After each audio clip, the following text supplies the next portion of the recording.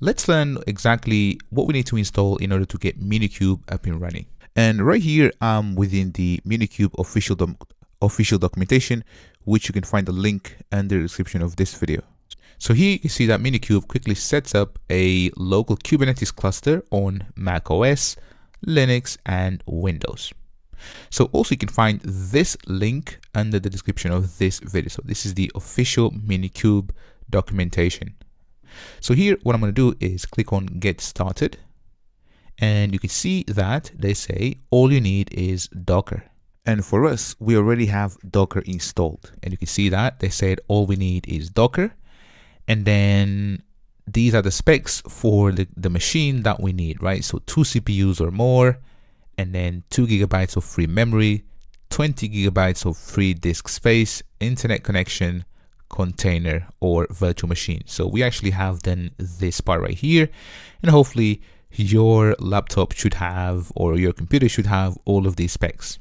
Now to install Minikube on Mac is very simple. Just say brew install Minikube, provided that you have brew installed, or you can download Minikube directly, right? So depending on the architecture, x86 or ARM. So in my case, I need to follow the ARM example here.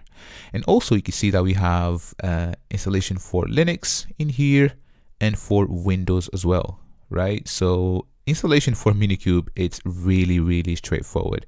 So let me follow the ones for Mac OS, and let me just close this. So I'm going to download directly. So I'm going to copy this snippet, go back, and in here, so let me just clear the screen. So I can say clear, or I can say control plus and then L, right? And that will clear the screen. So control L, and you can see that that cleared. So now I'm going to paste that in, enter, just give it a second, put my password, and there we go. You can see that that was super simple. Now it means that if I clear the screen, I can type Minikube and then version, and check this out. So this is the version that I have installed, 1.24.0, and this is the commit hash, and this is the commit hash. So we are good to go.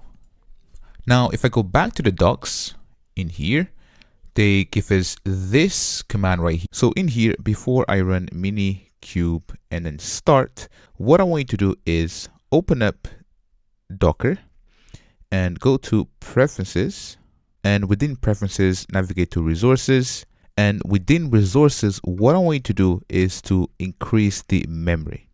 So because we're going to be deploying a few resources to our Kubernetes cluster, I want to make sure that we don't have any issues when deploying resources, because if you don't have enough memory, for example, or CPU, then the scheduler won't be able to schedule any resources once the memory is full. So right here, so make sure that you have at least 6 gig and then apply and restart. Now, when you apply and restart, let me just close this. And in here, if I say Minikube start -- and then help, and then if I scroll up, what I want to show you is we have a bunch of configuration here. So including nodes, so how many nodes that we want. But the one I'm interested is memory. So where is memory? So if I scroll up, there we go. So -- and then memory. Now this is the amount of RAM to allocate to Kubernetes. Because we are running Minikube on Docker, let's tell Minikube that it can also take about 4 gigs of memory. So if I clear the screen, and then I'm going to type Minikube start -- memory equals to, and then 4G 4 gigabytes. So 4G, oops, sorry, I can't type today, 4G. There we go. And this is it. So now I'm going to press enter, and just give it a second. So this might take a while, and I'm just going to sit back and relax until this is done.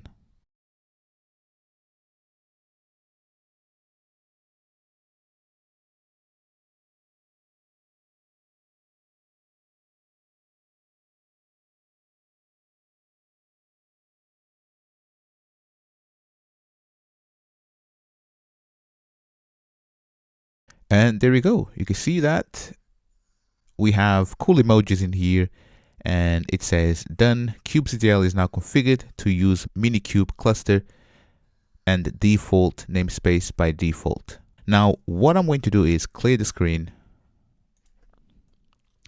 and then type Minikube and then status, and check this out. So here we have the type, which is control plane, running in here. So the host is running, kubelet is also running, API server also running and ready to receive requests from kubectl, and kubeconfig is also configured. Start -- memory equals to, and then 4G 4 gigabytes. So 4G, oops. Sorry, I can't type today. 4G. There we go. And this is it. So now I'm going to press enter. And just give it a second. So this might take a while. And I'm just going to sit back and relax until this is done.